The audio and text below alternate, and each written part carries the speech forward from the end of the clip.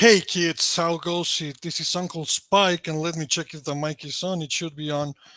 Oh yeah, this is the Dark Souls of comic book nerds, but not the Dark Souls of YouTube. And I had my mic unplugged the first time I went through this, so this is the second time.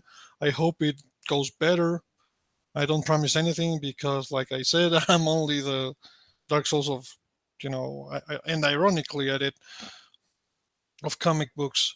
Anyway, I posted this I think yesterday or the day before, and I thought it was a little bit of information that people actually ignore, at least here in the Americas, because this is better known in Europe, where they have their albums and stuff. I think the confusion started with the equation of comics to graphic novels when companies started putting out novels, not novels, but calling graphic novels their comic book albums, especially Marvel with the X-Men God Loves Man Kills or Death of Captain Marvel. That's the kind of book, how comics and graphic novels are published in Europe. The oversized squarish type of format, and it usually comes in hardcover. It's not even a soft cover usually, but you can find them both ways. It was more usual for them to be the paperback form back in the old days. Now they're mostly, or they are usually hardcovers. But that's format. That's not actually, the structure where the things get their names. And if we look closely here, well, let's read what I said because I already said it better. I write better than I speak English. Friendly reminder that graphic novels are structured around narrative prose and not scripted dialogue, the comic book format. It can contain dialogue just like regular novels, sure, but the base structure is always a narrative prose.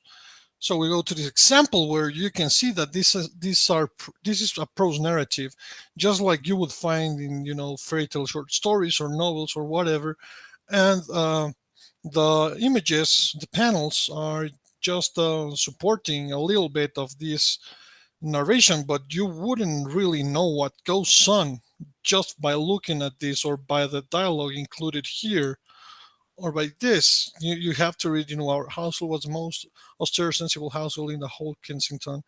There were no childish flights of fancy here, no silly games of pretend, and certainly no bedtime stories. Not under our roof, my grandmother would say, rolling her eyes. She often rolled her eyes in the fashion, especially when talking about our neighbors, the Darlings. We are the Pigwigs. Wow, you see how it complements each other, and that's exactly what a graphic novel is. This is not based on a script that is meant to show you everything on panel with the aid of citations and dialogues in panel like this. They are supporting the prose part here, and it's not that comic books are worse or less intellectual or everything. They're just comics, and novels are just novels. You can have great great books like Will Eisner's Contract with God, and you can have shitty novels like 50 Shades of Grey. The structure, deepness does not make, nor complexity does it make. And you're gonna find Paulo Costa's channel down below. He lives in Portugal and has access to a lot of this type of albums and this type of literature. And you can see here we have Gil Kane classic, a very good looking panel, not panel but page, where same thing. It's a little bit more agile. You can see the genius of the experience here, but you have the narrative prose, then you have the comic book panel as a quotation, but same thing over and over. They are complementing each other, but the basis is not really the script, it's the prose. And yes, there are different degrees in which you can have something being a graphic novel, or something being a comic book, or something being very middle of the road. Like, I would argue Frank Miller's Sin City, for example, is very middle of the road, and the heavy narrative it has in literary prose, used in caps and stuff all throughout the thing, and the way he uses it is more akin to graphic novel, and that also happened, I think, because the theme and the type of story was a hard-boiled um, crime drama, and that goes very well with this type of heavy prose narration. We have other examples, and this one's by our resident comic book rockstar Jim Steranko, and this is actually pretty similar to how comic books and graphic novels started in the 1830s with The Adventures of Jebediah Oldbuck by Rudolf Topfer, who was a friend of Johann Wolfgang von Goethe, yeah, the guy who wrote Faust. He had the same thing, in which he was telling a graphic story here in this part above, and he had excerpts down below where he explained in depth what was going on.